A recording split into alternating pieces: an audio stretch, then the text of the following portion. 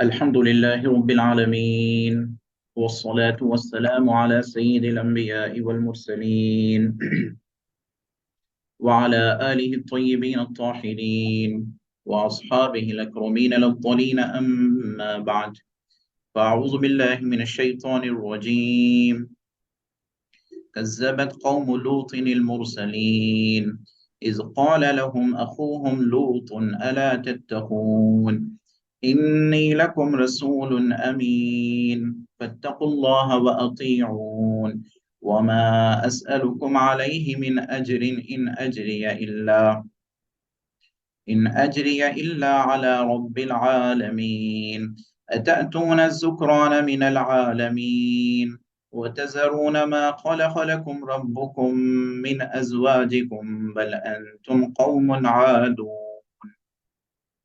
قالوا لئن لم تنته يا لوط لتكونن من المخرجين. قال إني لعملكم من القالين رب نجني وأهلي مما يعملون. فنجيناه وأهله أجمعين إلا عجوزا في الغابرين ثم دمرنا الآخرين وأمطرنا عليهم مطرا فساء مطر المنذرين. إن في ذلك لآية وما كان أكثرهم مؤمنين وإن ربك لهو العزيز الرحيم. صدق الله العظيم. وقال الله تعالى في مقام آخر: إن الله وملائكته يصلون على النبي يا أيها الذين آمنوا صلوا عليه وسلموا تسليما. اللهم صل على سيدنا ونبينا مولانا محمد النبي الأمي وعلى آل سيدنا ونبينا مولانا محمد وبارك وسلم. معزز سامعین کرام، آپ سبھی کا ہمارے اس ہفتے واری درس تفسیر قرآن میں استقبال ہے۔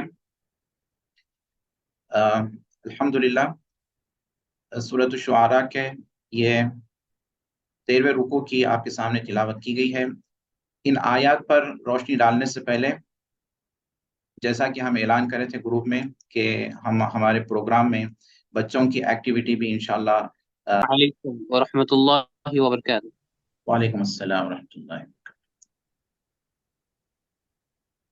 اعوذ باللہ من الشیطان الرجیم، بسم اللہ الرحمن الرحیم، سبح اسم ربک الاعلی الذي خلق فسوى والذي قدر فهدى والذي أخرج المرعى فجعله غثاء أحوى سنقرئك فلا تنسى إلا ما شاء الله إنه يعلم الجهر وما يخفى ونيسرك لليسرى فذكر إن نفعت الذكرى سيذكر من يخشى ويتجنبها الأشقى الذي يصلى النار الكبرى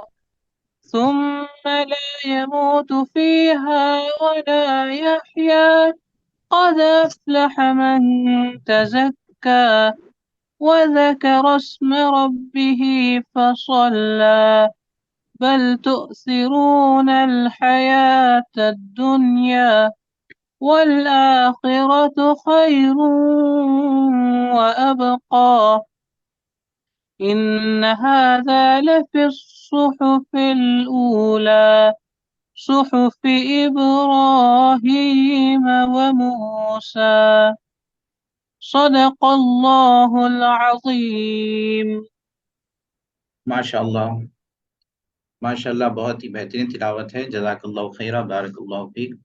یہ ہمارے محمد ریان الباری ہیں جو ہمارے اکرام صاحب کے صاحبزادے ہیں، جن کا حفظ چل رہا ہے۔ ماشاءاللہ، اللہ سے دعا ہے کہ ان کا حفظ قرآن جلد سے جلد مکمل ہو جائے، اور ساتھ ساتھ یہ اسکول کی تعلیم کرتے ہیں، اور اسکول کی تعلیم میں وہ 12th اسٹینڈرڈ میں ہیں، اور ماشاءاللہ 12th اسٹینڈرڈ میں یہ عمان کے ٹاپر رہے ماشاءاللہ۔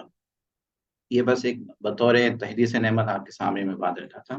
تو انشاءاللہ تعالی ہمارے اس ہفتے واری درس تفسیر قرآن میں ہم روزانہ ہر ایک بچے کو اس میں ایڈ کریں گے کہ کوئی بھی بچہ جو ہے، والدین سے گزارش ہے کہ تلاوت قرآن، نعت شریف یا پھر سیرت کے اوپر 5 منٹ کے اندر ان کا جو ہے پرفارمنس رہے گا انشاءاللہ تعالی۔ اب آئیے ہمارے درس کا آغاز کرتے ہیں۔ بسم اللہ الرحمن الرحیم۔ احقر نے آپ کے سامنے سورۃ الشعراء کے 13ویں رکوع کی تلاوت کرنے کی سعادت حاصل کی ہے، پھر اس کے بعد ابھی سورۃ الاعلیٰ کی بھی تلاوت کی گئی ہے۔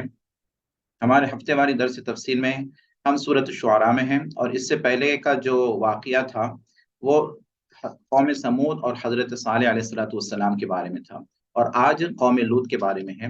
یہ سورۃ الشعراء ہے، مختلف انبیاء کرام اور ان کی قوم کے واقعات اس میں ذکر کیے جا رہے ہیں۔ قرآن مجید میں جو ترتیب سے جو واقعات ذکر کیے جا رہے ہیں، یہ ترتیب ہے کہ پہلے نوح علیہ السلام کا واقعہ آتا ہے، پھر اس کے بعد قوم عاد کا آتا ہے، پھر قوم سمود کا آتا ہے، قوم لوط کا آتا ہے، پھر اس کے بعد اصحاب مدین کا آتا ہے، قوم مدین کا واقعہ آتا ہے۔ یہی ترتیب اس سورے میں رہی، سورۃ الشعراء میں رہی، اور یہی ترتیب سورۃ الاعراف میں رہی، اور یہی ترتیب سورۃ القمر میں رہی۔ تو اللہ تعالیٰ اس ترتیب سے جو ہے انبیاء اکرام علیہ السلام کے واقعات ذکر فرماتے ہیں۔ گزشتہ جمعہ ہم قوم سمود کا واقعہ پڑھے تھے، حضرت صالح علیہ السلام قوم سمود کے بارے میں پڑھے تھے، اور قوم سمود نے ایک ڈیمانڈ کیا تھا حضرت صالح علیہ السلام سے کہ آپ ایک معجزہ لائے، اور وہ معجزہ کیا تھا؟ ایک پہاڑ سے جو ہے اونٹنی لائے۔ حضرت صالح علیہ السلام وہ اونٹنی لائے، اونٹنی پہاڑ سے پیدا کرتے ہیں، اللہ کی طرف سے معجزہ تھا، اور وہ اونٹنی ان کے درمیان رہتی ہے۔ پھر قوم نے کیا کیا؟ اللہ کی نافرمانی کی اور اس اونٹنی کو ذبح کر ڈالا، جبکہ ان کو یہ حکم تھا کہ وَلَا تَمَسُّوهَا بِسُوءٍ فَيَأْخُذَكُمْ عَذَابٌ أَلِيمٌ، کہ تم جو ہے اس اونٹنی کو بری نظر سے چھونا تک نہیں۔ تو انہوں نے کیا کیا؟ اس کو ذبح کر ڈالا۔ تو اس ذبح کرنے کے لیے، اس ذبح کی ان کو یہ سزا دی گئی، ان کو یہ پنشمنٹ دی گئی کہ اللہ تعالیٰ قوم سمود کو ہلاک برباد فرما دیے۔ اب یہاں پر غور کرنے کی بات ہے، عبرت لینے کی بات ہے کہ صالح علیہ السلام کا یہ جو معجزہ تھا اونٹنی، اور قوم نے اس معجزے کا احترام نہیں کیا، اس کو ذبح کر ڈالا، تو اللہ تعالیٰ تمام قوم کو جو ہے ہلاک برباد کر دیا۔ اور وہ اونٹنی کو ذبح کرنے والا کون تھا؟ وہ ایک شخص تھا جس کا نام ہم گزشتہ جمعہ پڑھے تھے، سالف، خداف بن سالف اس کا نام تھا۔ وہ اونٹنی کو ذبح کیا، پر قوم بھی جو ہے اس کے ذبح کرنے میں شامل تھی، اس سے راضی تھی، تو اللہ کا عذاب سب پوری قوم پر آ چکا۔ وہ صالح علیہ السلام کا وہ معجزہ، اور قوم نے اس معجزے کا احترام نہیں کیا، تو ان پر عذاب آیا ہے۔ تو آج کے زمانے میں امام الانبیاء پر جو معجزہ آیا ہے وہ قرآن مجید، اور یہ معجزہ خالدہ ہے، قیامت تک یہ معجزہ رہنے والا ہے۔ صالح علیہ السلام کا جو معجزہ تھا، جو اونٹنی تھی، وہ صرف اس زمانے کے لیے تھی، اور قرآن مجید یہ جو ہے قیامت تک ہر آنے والے کے لیے معجزہ ہے، معجزہ خالدہ ہے۔ اب غور کریے، قرآن مجید کا اب جو کوئی احترام نہیں کرتا ہے، اس معجزے کا کوئی احترام نہیں کرا، اور اس کی بے حرمتی کی جا رہی ہے، دنیا کے مختلف مقامات پر اس کی بے حرمتی کی جا رہی ہے، تو پھر بتائیے کہ اللہ تعالیٰ کا عذاب اس قوم پر کیسے نہیں آئے گا؟ ضرور ضرور اللہ کا عذاب جو ہے اس قوم پر آئے گا، اور اس قوم کو جو ہے اس اعمال سے، اس حرکات سے جو ہے باز آنا چاہیے۔ آئیے آج کے درس کی طرف متوجہ ہوتے ہیں۔ کذبت قوم لوط المرسلین، قوم لوط نے مرسلین کو جھٹلایا۔ اب یہاں پر بھی یہی بتایا گیا کہ قوم لوط نے صرف ایک رسول کو جھٹلایا تھا، پر ایک رسول کو جھٹلانا تمام مرسلین کو جھٹلانا ہے۔ ایک کتاب کا انکار اللہ کی تمام آسمانی کتابوں کا انکار ہوتا ہے۔ تو یہی بتایا جا رہا ہے کہ قوم لوط نے مرسلین کو جھٹلایا۔ اذ قال لهم اخوهم لوط الا تتقون، اس وقت کو یاد کریے جبکہ ان کے بھائی حضرت لوط علیہ السلام نے ان سے فرمایا تھا الا تتقون، اے میری قوم کیا تم اللہ سے نہیں ڈرتے، اللہ سے نہیں ڈرتے۔ اللہ سے کس بات سے نہیں ڈرتے؟ وہ جو اعمال کرتے تھے، وہ جو برے اعمال کرتے تھے جس کا ذکر آگے آ رہا ہے، اس کام کے باز آنے سے تم اللہ سے کیوں نہیں ڈرتے؟ تمہیں اللہ سے ڈرنا چاہیے۔ قوم لوط، حضرت لوط علیہ الصلوۃ والسلام، جن کا ذکر قوم نوح، قوم عاد، قوم سمود کے بعد ان کا ذکر اب آ رہا ہے، تو حضرت لوط علیہ الصلوۃ والسلام حضرت ابراہیم علیہ الصلوۃ والسلام کے زمانے میں ہی تھے، اور یہ رشتے میں حضرت ابراہیم علیہ الصلوۃ والسلام کے یہ بھتیجے ہوتے ہیں۔ تو حضرت لوط علیہ الصلوۃ والسلام اللہ کے نبی ہے، اللہ کے رسول ہیں۔ حضرت ابراہیم علیہ الصلوۃ والسلام جب دعوت تبلیغ کا کام کر رہے تھے تو اس وقت کوئی لوگ حضرت ابراہیم پر ایمان نہیں لا رہے تھے، صرف حضرت لوط علیہ الصلوۃ والسلام جو آپ کے بھتیجے تھے آپ پر ایمان لائے، جس کا ذکر قرآن مجید میں ہوتا ہے فآمن لہ لوط۔ حضرت لوط علیہ الصلوۃ والسلام نے حضرت ابراہیم علیہ الصلوۃ والسلام کے لیے ایمان لایا، فآمن لہ لوط وقال انی مہاجر الی ربی، اور یہ فرمائے کہ وہ حضرت لوط علیہ الصلوۃ والسلام حضرت ابراہیم علیہ الصلوۃ والسلام کے ساتھ ہجرت بھی کی، ہجرت بھی فرمائی۔ حضرت ابراہیم علیہ الصلوۃ والسلام ہجرت کس ملک سے فرمائی تھی؟ آپ تو ملک شام میں تھے، ملک شام میں ہجرت کرنے سے پہلے آپ قابل، ایک شہر ہے جو عراق میں آتا ہے، وہ قابل شہر میں آپ تھے، وہاں پر نمرود وغیرہ تھا، پھر آپ وہاں سے جو ہے ہجرت کر کے ملک شام تشریف لائے۔ ان کے ساتھ حضرت لوط علیہ الصلوۃ والسلام بھی ہجرت کر رہے تھے، پر حضرت لوط علیہ الصلوۃ والسلام راستے میں ایک مقام آتا ہے اردن، جس کو ہم انگلش میں جارڈن کہتے ہیں، وہ مقام کی طرف حضرت لوط علیہ الصلوۃ والسلام متوجہ ہوئے، اور وہاں پر کچھ لوگ تھے، اور وہ بہت ہی سرسبز شاداب شہر تھا، اور وہاں پر اللہ تعالیٰ نے مختلف پھلے وغیرہ وہاں پر مہیا فرمائی تھی، فراہم ہو رہے تھے وہاں پر، تو بہت ہی سرسبز شاداب شہر تھا اس قوم کی طرف۔ جارڈن یہ ایک شہر ہے، اس میں کئی شہر آتے ہیں اس کے اندر، تو ان تمام شہروں کی طرف حضرت لوط علیہ الصلوۃ والسلام نبی بنا کر بھیجے گئے تھے، اور وہ شہر میں جیسا بتایا گیا، جیسا ہم ابھی کہے تھے، وہ سرشب شاداب تھا، اور بہت ہی تفریح کے اعتبار سے ٹورسٹ، ایک بہت ہی بہترین ٹورسٹ پلیس تھا، تو کئی لوگ اس شہر کی طرف متوجہ ہوتے تھے، اور وہاں پر مختلف مختلف پھل نمودار ہوتے تھے، تو لوگ وہاں پر وہاں کے آب و حیات لینے کے لیے یا پھر یہاں کے پھلوں سے مستفید ہونے کے لیے کئی لوگ وہاں پر متوجہ ہوتے تھے۔ اور وہاں کے جو لوگ تھے جارڈن کے، جارڈن میں ایک شہر تھا سودام شہر تھا، وہاں پر لوگ زیادہ آتے تھے، وہاں کے لوگ اب یہ وزٹر سے، ٹورسٹ سے بہت بیزار ہو گئے، اتنی تعداد میں لوگ آ رہے تھے، یعنی مہمان اتنے آ رہے تھے وہاں پر، تو وہاں کے رہنے والے ان سے بیزار ہو گئے۔ اب وہ سوچنے لگے کہ یہ مہمانوں کو یہاں سے بھگائے، یا پھر جو ہے لوگوں کوئی ایسا کام کرے کہ لوگ یہاں پر نہ آئے۔ تو اب وہ سوچنے لگے، وہ لوگ سوچنے لگے، پھر جیسا یہ قوم لوط کا جو فعل تھا، جو گناہ تھا، جو گناہ میں وہ ملوث تھے، فعل لواطت، تو وہ فعل کب سے آغاز ہوا؟ تو اب لوگ ان کے پاس آتے رہے، پھر ان کے پاس شیطان آتا ہے، شیطان آ کے ان کے دلوں میں یہ تدبیر ڈالتا ہے کہ تم جو ہے ایسا کام کرو کہ فعل لواطت کرو، ایسا کرنے سے جب لوگ شہر میں آئیں گے اور تم یہ عمل کریں گے، یہ گناہ کریں گے، تو مرد تمہارے پاس نہیں آئیں گے، اس شہر کی طرف کوئی بھی متوجہ نہیں ہوں گے۔ تو اب لوگوں نے یہ کام کو سمجھا کہ کام، ہاں یہ اچھا ہے، یہ کرنا چاہیے، تو یہ کام جب سے سٹارٹ ہوا، اور یہ بھی روایت میں یہ بھی آتا ہے کہ یہ کام سب سے پہلے شیطان ہی نے ہی کیا تھا، کہ شیطان نے جو ہے ایک بہت ہی حسین جمیل لڑکے کی شکل میں ان کے پاس جاتا ہے، اور پھر وہ لوگ، وہ قوم لوط اس شیطان کے ساتھ یہ عمل کرتے تھے، پھر اس کے بعد وہ عمل کا آغاز ہو چکا، ورنہ وہ عمل، وہ گناہ اس سے پہلے کسی نے نہیں کیا تھا، جس کا ذکر آتا ہے سورۃ الاعراف میں بھی ہے، وَلُوطًا إِذْ قَالَ لِقَوْمِهِ أَتَأْتُونَ الْفَاحِشَةَ مَا سَبَقَكُم بِهَا مِنْ أَحَدٍ مِنَ الْعَالَمِينَ۔ حضرت لوط علیہ الصلوۃ والسلام نے اپنے قوم سے فرمایا تھا، اذ قال لقوم اتأتون الفاحشہ، اے لوگو، اے قوم لوط، کیا تم جو ہے گناہ کو لے کے آتے ہو، تأتون الفاحشہ ما سبقکم، تم ایسے فاحش گناہ کو، ایسے بدترین گناہ کو لے کر آتے ہیں جس سے پہلے عالمین میں ایسا کام کسی نے نہیں کیا تھا، ایسا فحش گوئی کام کسی نے نہیں کیا تھا. ما سبقکم بها من احد من العالمین انکم لتأتون الرجال، کہ تم کیا کرتے ہو، مردوں کے پاس آتے ہو اپنی نفسانی خواہشات کو بجانے کے لیے، اپنی نفسانی خواہشات کی تکمیل کے لیے آدمی آدمی کے پاس آتا ہے اور فعل عبادت کرتا ہے. انکم لتأتون الرجال شہوتا من دون النساء، شہوت پوری کرنے کے لیے اور عورتوں کو چھوڑ کر.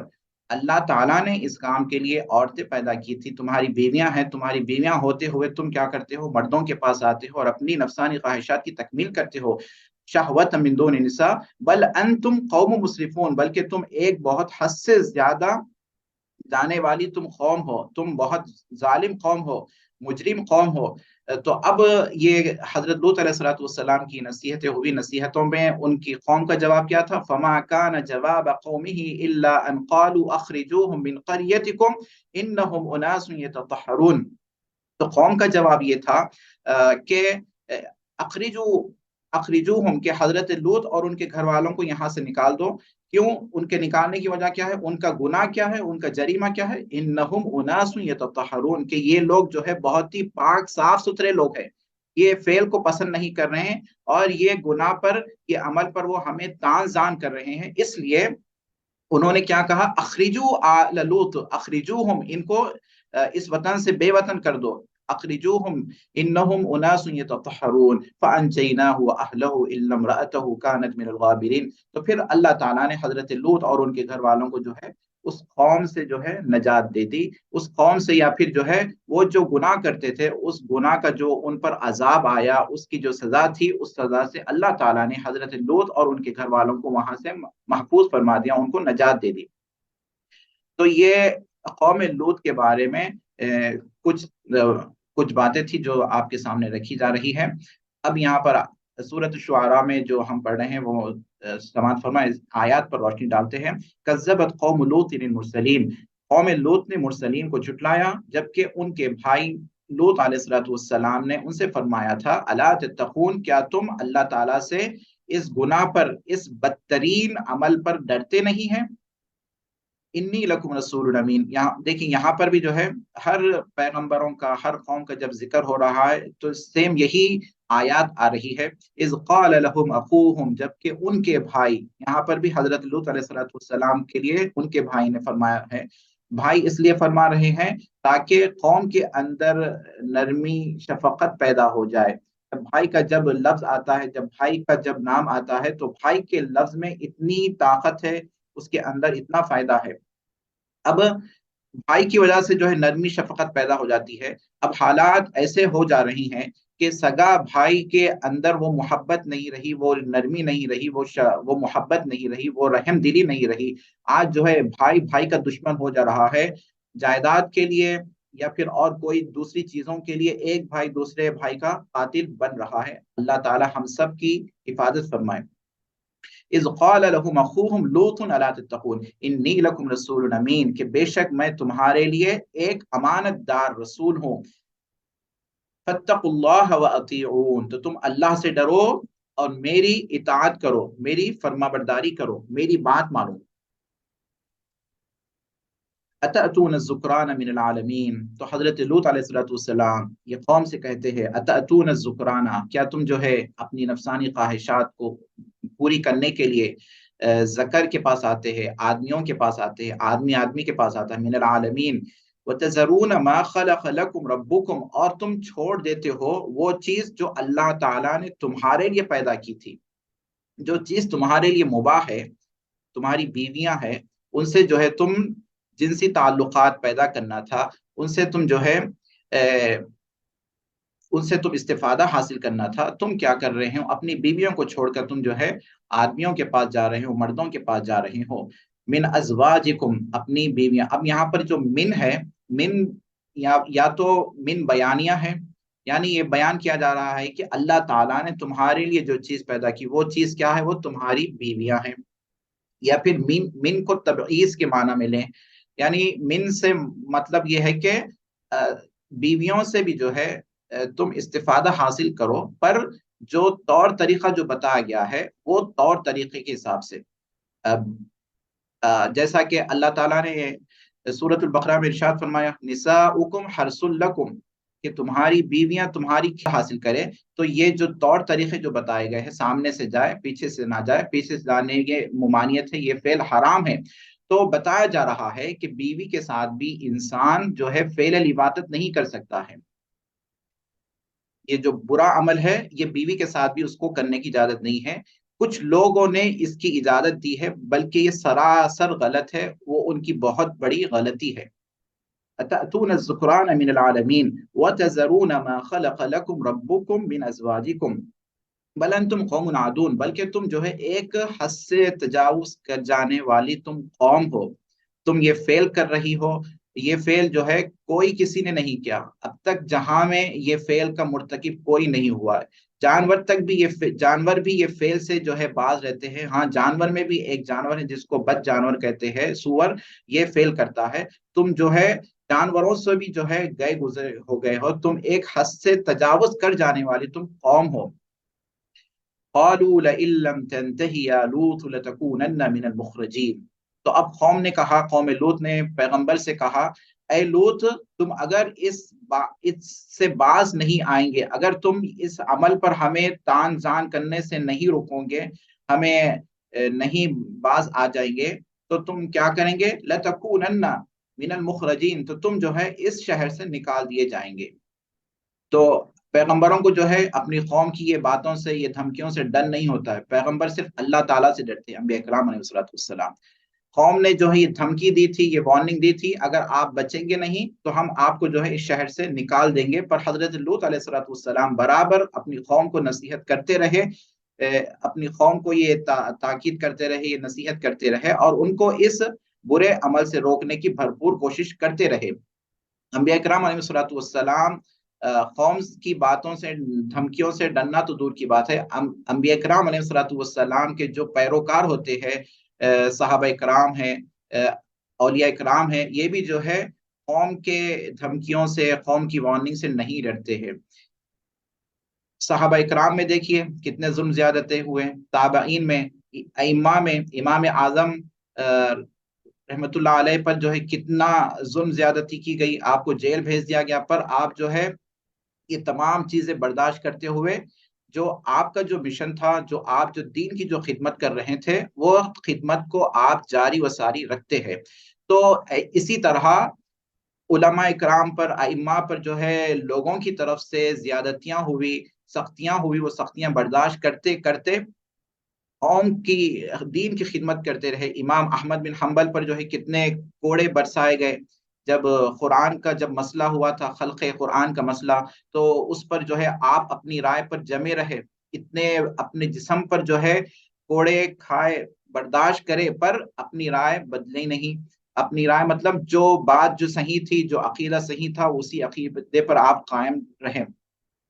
تو انبیاء کرام علیہ السلام اور ان کے پیروکاروں کو قوم کی دھمکیوں سے، قوم کی جو ہے یہ زیادتیوں سے کسی بھی قسم کا ڈر نہیں ہوتا.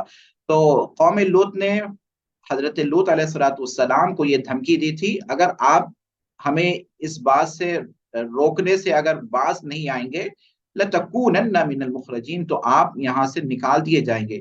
قَالَ إِنِّي لِعَمَلِكُم مِّنَ الْقَالِينَ، تو حضرت لوط علیہ السلام نے فرمایا، انی لعملکم، بے شک میں تمہارے اس برے عمل کو ناپسند کرتا ہوں. اب دیکھیں یہاں پر قرآن کا اعجاز، حضرت لوط علیہ السلام نے کیا فرمایا. حضرت لوط علیہ السلام یہ نہیں، ایک تو یہ ہوتا ہے کہ میں تمہارے جیسا عمل نہیں کرتا ہوں، یہ ایک چیز ہوتی ہے، اور دوسری جو چیز ہوتی ہے کہ جو تم عمل کر رہے ہو وہ عمل سے وہ عمل کو میں ناپسند کرتا ہوں، میں اس کو ہیٹ کرتا ہوں. تو ایسا بولنے میں بہت زیادہ صریح الفاظ ہے. ربی نجنی و اہلی مما یعملون، اور دعا فرماتے ہیں حضرت لوط علیہ السلام، اے میرے پروردگار، تو مجھے نجات دے اور میرے گھر والوں کو، مما یعملون، جو وہ عمل کر رہے ہیں، جو یہ گناہ میں ملوث ہے، آپ جو ہے مجھے اور میرے گھر والوں کو جو ہے نجات دیجئے. یہ گناہ میں جو ملوث ہے، مطلب یہ گناہ میں جو ملوث ہے اس کی سزا سے، اس کے عذاب سے، اس کی عقوبت سے جو ہے مجھے اور میرے گھر والوں کو آپ نجات دے دیجئے. تو اللہ تعالیٰ نے حضرت لوط علیہ السلام کی یہ دعا کو قبول فرماتے ہیں، اور اللہ تعالیٰ آپ کو اور آپ کے گھر والوں کو نجات دے دیتے ہیں۔ آپ کے اور آپ کے گھر والے کون تھے؟ آپ کے گھر والوں میں آپ کی بیوی تو کافرہ تھی، صرف آپ کے گھر میں جو ایمان لائے تھے وہ آپ کی بیٹیاں تھیں اور آپ کے داماد تھے، یہ اہل میں داخل ہیں۔ فَنَجَّيْنَاهُ وَأَهْلَهُ أَجْمَعِينَ، تو ہم نے ان کو اور ان کے گھر والوں کو سب ہم نے نجات دے دی، إِلَّا عَجُوزًا فِي الْغَابِرِينَ، مگر ایک بڑھیا کے جو پیچھے رہ جانے والیوں میں تھی۔ وہ کون تھی؟ وہ ان کی بیوی تھی۔ حضرت لوط علیہ السلام کی جو بیوی تھی وہ کافرہ تھی، اور وہ یہ عمل سے راضی تھی، جو قوم لوط جو لواطت کا عمل کرتی تھی وہ اس سے راضی تھی، اور صرف راضی ہی نہیں تھی بلکہ ان کی مدد کرتی تھی، کہ جب بھی کوئی مہمان آ جاتے تو قوم اعلان کر دیتی تھی کہ ان کے گھر مہمان آئے ہوئے ہیں، یہاں مہمان آئے ہوئے ہیں، تم یہاں پر آ جاؤ۔ تو قوم لوط جو ہے متنبہ ہو جاتے تھے، اور وہ ہے مہمان کے پاس آ کر اپنا برا عمل شروع کر دیتے تھے۔ اللہ عجوز فی الغابرین، تو لوط علیہ السلام اور نوح علیہ السلام کی بیوی کافرہ تھی، جس کا ذکر جو ہے قرآن میں ہے، ضرب اللہ مثلا للذین کفروا امرأة نوح وامرأة لوط كانتا تحت عبدین من عبادنا صالحین فخانتاهما فلم يغنيا عنهما من الله شيئا وقيل ادخلا النار مع الداخلين۔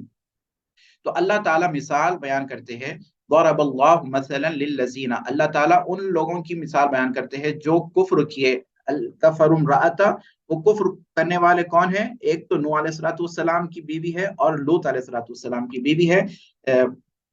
کانتا تحت عبدین من عبادنا، وہ دونوں بیویاں کیا تھی؟ وہ ہمارے نیکوکار بندوں کے انڈر میں تھی، ان کی بیویاں تھی۔ کانتا تحت عبدین من عبادنا صالحین فخانتاہما، تو دونوں کے دونوں جو ہے اپنے شوہروں سے کیا کی؟ خیانت کی۔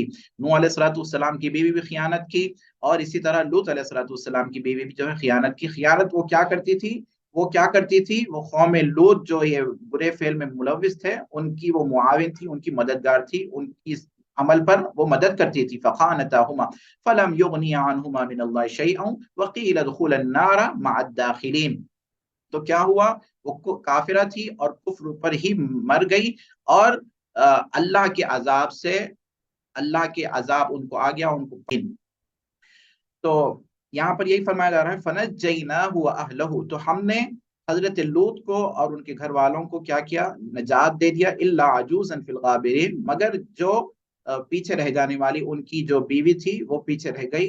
ثُمَّ دَمَّرْنَا الْآخَرِينَ، تو پھر ہم کیا کیے؟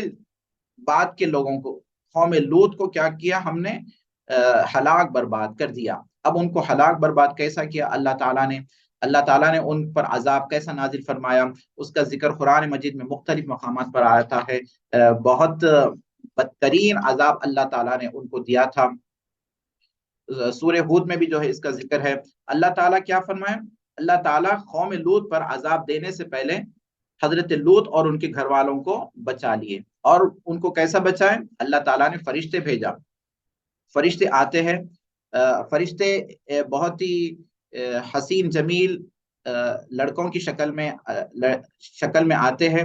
تو جب وہ قوم لوط کے پاس جب آتے ہیں تو حضرت لوط علیہ السلام کو خوف ہوتا ہے کہ اب یہ لڑکے آئے ہیں تو اب قوم لوط جو ہے جیسا وہ اپنے عادت کے مطابق جیسا حسین جمیل لڑکوں کو دیکھتے ہیں وہ ان کے پاس چلے جاتے ہیں۔ تو یہ سوچ کر اللہ کی طرف سے فرشتے بھیجے گئے ہیں، ہم یہاں پر قوم لوط پر عذاب دینے کے لیے آئے ہیں۔ تو اب آپ کیا کریے؟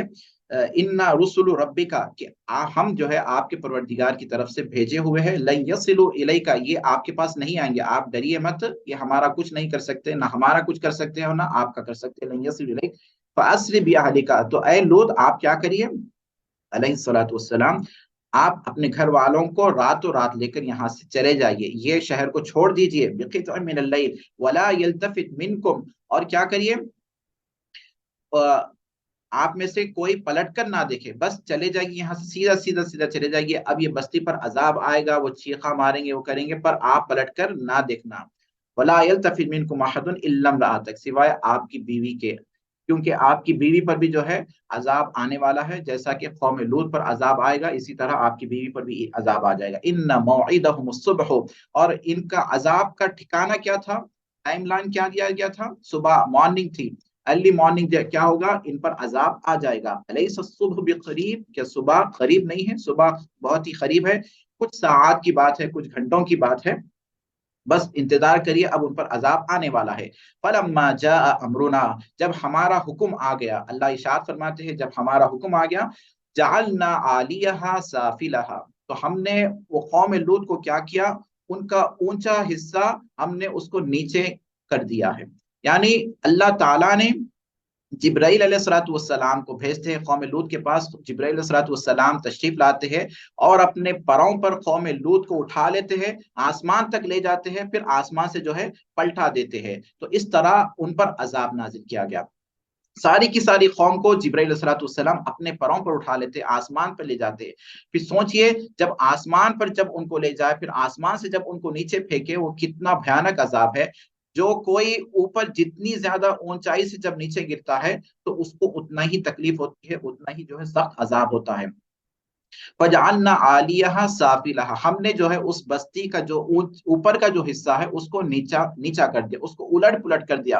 اور اس کا ذکر، قوم لوط کا جو عذاب کا جو ذکر ہے، اس ذکر کو اللہ تعالیٰ سورۃ النجم میں بھی ارشاد فرماتے ہیں، وہاں پر کیا الفاظ ہے، والمؤتفکۃ اہوا، قوم لوط کو الٹی ہوئی بستی کہا گیا، پلٹائی ہوئی بستی کہا گیا، والمؤتفکۃ اہوا، مؤتفقہ اتفاق، اور اللہ تعالیٰ نے جو ہے اس بستی کو صرف پلٹایا ہی نہیں بلکہ پلٹانے کے بعد وَأَمْطَرْنَا عَلَيْهَا حِجَارَةً مِّن سِجِّيلٍ مَنضُودٍ، اور ہم نے ان پر جو ہے پتھروں کی بارش نازل کی، پتھروں کی، اللہ تعالیٰ آسمان سے پتھروں کی بارش بارش آتی ہے، وَأَمْطَرْنَا عَلَيْهَا حِجَارَةً، اور پتھر سے، آسمان سے جو ہے پتھروں کی بارش ہوئی، اور وہ پتھر کیسے تھے، ایک دم ٹھکریلے جیسے پتھر، ویسے پتھر تھے، منضود، اور طے بتے وہ پتھر تھے، ایک کے بعد ایک پتھر آ رہا تھا، مُصَوَّمَةً عِندَ رَبِّكَ، اور وہ نشاندہ پتھر تھے آپ کے پروردگار کی طرف سے۔